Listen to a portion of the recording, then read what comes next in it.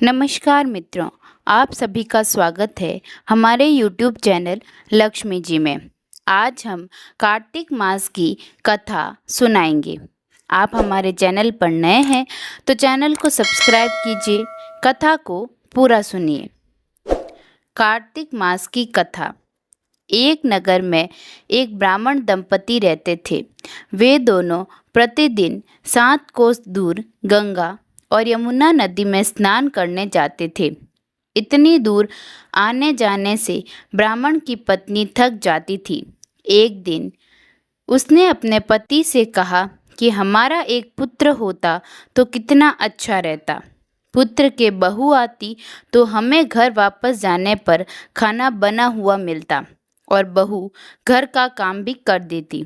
अपनी पत्नी की बात सुनकर ब्राह्मण ने कहा कि तूने बात तो सही कही है, चल मैं तेरे लिए बहू ला ही देता हूँ। ब्राह्मण ने कहा कि एक पोटली में आटा डालकर कुछ मोहरें रख दे। ब्राह्मण के कहे अनुसार उसने पोटली बांधकर दे दी। पोटली लेकर ब्राह्मण चला गया। ब्राह्मण सफ़र के दौरान यमुना के किनारे बहुत ही सुंदर लड़कियां दिखाई दी। वे रेत में घर बनाकर खेल रही थी। उनमें से एक लड़की ने कहा कि मैं अपना घर नहीं बिगाड़ूंगी, मुझे तो रहने के लिए ये घर चाहिए। लड़की की बात सुनकर ब्राह्मण मन ही मन सोचने लगा कि बहू बनाने के लिए यही लड़की उचित है। जब वह लड़की जाने लगी तो ब्राह्मण भी उसके पीछे पीछे उसके घर तक चला गया। वहां जाकर ब्राह्मण ने उस लड़की से कहा, बेटी, कार्तिक मास चल रहा है, इसीलिए मैं किसी के घर खाना नहीं खाता। मैं अपने साथ आटा लेकर आया हूँ। तुम अपनी माता से पूछो कि क्या वह मेरे लिए आटा छानकर 4 रोटी बना देगी। यदि वह मेरा आटा छानकर रोटी बनाएगी तो मैं ही रोटी खा लूँगा। लड़की ने जाकर अपनी माँ को ये सारी बात बताई। माँ ने कहा, उचित है, जाकर ब्राह्मण देव से कह दो कि वह अपना आटा दे दे, मैं रोटी बना दूंगी। जब वह आटा छानने लगी तो आटे में से मोहरें निकली। वह सोचने लगी कि जिसके आटे में इतनी मोहरें हैं उसके घर में कितनी मोहरें होगी। जब ब्राह्मण खाना खाने बैठा तो लड़की की माँ ने उस ब्राह्मण से पूछा, क्या आपका कोई लड़का है और आप उस लड़के की सगाई करने जा रहे हैं? यह सुनकर ब्राह्मण ने कहा कि मेरा लड़का तो काशी में पढ़ने गया हुआ है, लेकिन यदि तुम कहो तो खांड कटोरे से विवाह करके तेरी बेटी को अपने साथ ले जाऊं। लड़की की माँ ने कहा, ठीक है ब्राह्मण देव।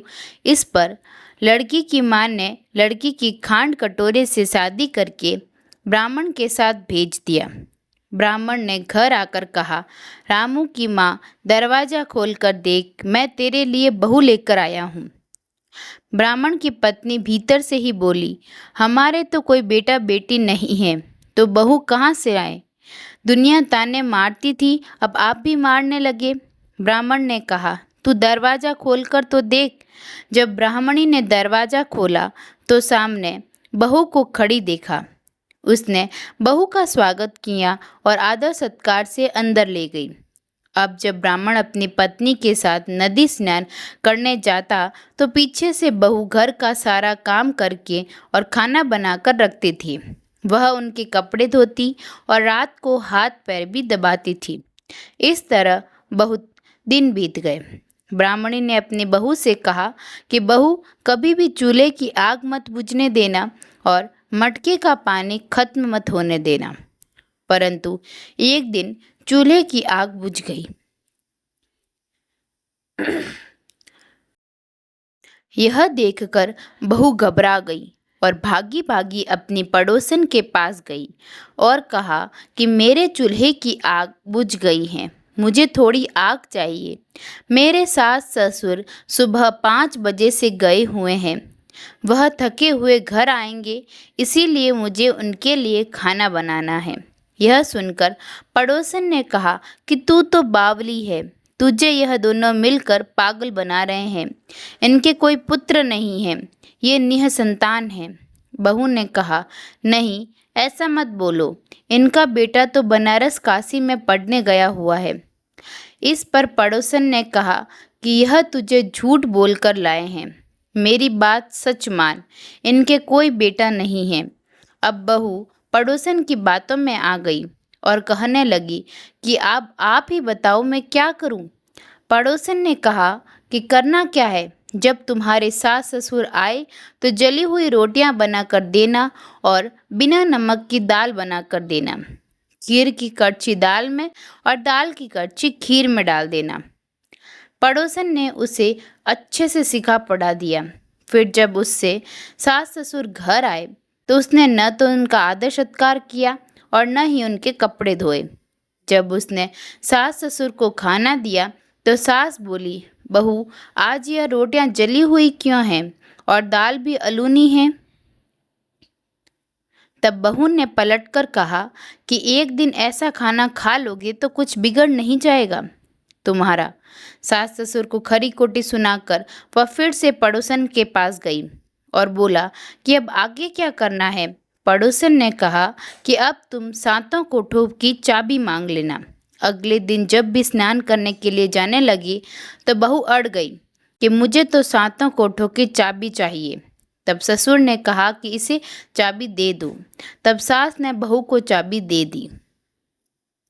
सास ससुर के जाने के बाद जब बहू ने दरवाजे खोले तो देखा कि किसी में अन्न भरा है, किसी में धन भरा है और किसी कोठे में बर्तन पड़े हैं।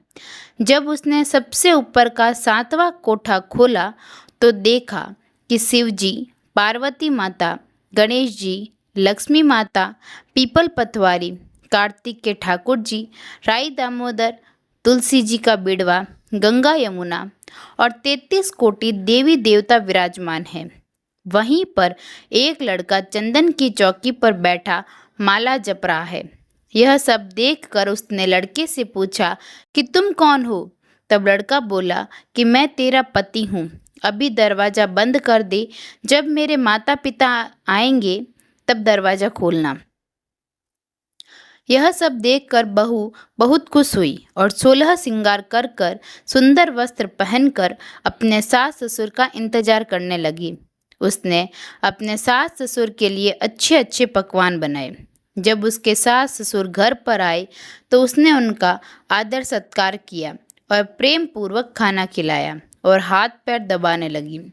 पैर दबाते दबाते बहू ने कहा कि माँ, आप इतनी दूर गंगा यमुना स्नान करने के लिए जाती हो तो आप थक जाती हो, इसीलिए आप घर पर ही स्नान क्यों नहीं करती हो? यह सुनकर सास कहने लगी कि बेटी, गंगा यमुना घर पर तो नहीं बहती हैं। तब उसने कहा, हाँ माँ जी, बहती हैं, चलो मैं आपको दिखाती हूँ। जब बहू ने 7वां कोटा खोल कर दिखाया तो उसमें शिव जी, पार्वती जी, गणेश जी, लक्ष्मी जी, पीपल पथवारी, कार्तिक के ठाकुर, राई दामोदर, तुलसी जी का बिड़वा, गंगा यमुना बह रही हैं और 33 कोटि देवी देवता विराजमान हैं। वहीं चौकी पर बैठा एक लड़का माला जप रहा है। माँ ने उसे देखकर कहा कि बेटा, तू कौन है? लड़का बोला, माँ, मैं तेरा बेटा हूँ। तब ब्राह्मणी ने पूछा कि तू कहाँ से आया है? लड़के ने जवाब दिया कि मुझे कार्तिक देने भेजा है। माँ ने कहा, बेटा, यह संसार कैसे मानेगा कि तू मेरा बेटा है? माँ ने कुछ विद्वान पंडितों से मदद मांगी। पंडितों ने कहा, इस पार बहू बेटा खड़े हो जाएं और उस पर माँ खड़ी हो जाए। माँ ने चमड़े की अंगियाँ पहनी हो और छाती में से दूध की धार निकलकर बेटे की दाढ़ी मूछ भीगे और पवन पानी से गठजोड़ा बंधे, तब मानेंगे कि यह इस माँ का ही बेटा है। उसने ऐसा ही किया। चमड़े की अंगियाँ फट गई और छाती में से दूध की धार निकलकर बेटे की दाढ़ी मूछ भीग गई। पवन पानी से बहू बेटे का गठजोड़ा बंध गया। यह सब देखकर ब्राह्मण और उसकी पत्नी की खुशी का ठिकाना न रहा। तो यह थी कार्तिक मास की कथा। हे कार्तिक के ठाकुर जी, जैसे ब्राह्मण और ब्राह्मणी को बहू बेटा दिया वैसा सबको देना। कार्तिक मास की कथा कहने, सुनने और हुक्कारा भरने वाले सब पर कृपा करना। आपको यह जानकारी अच्छी लगी है तो चैनल को सब्सक्राइब करें और वीडियो को लाइक और शेयर करना ना भूलें। धन्यवाद।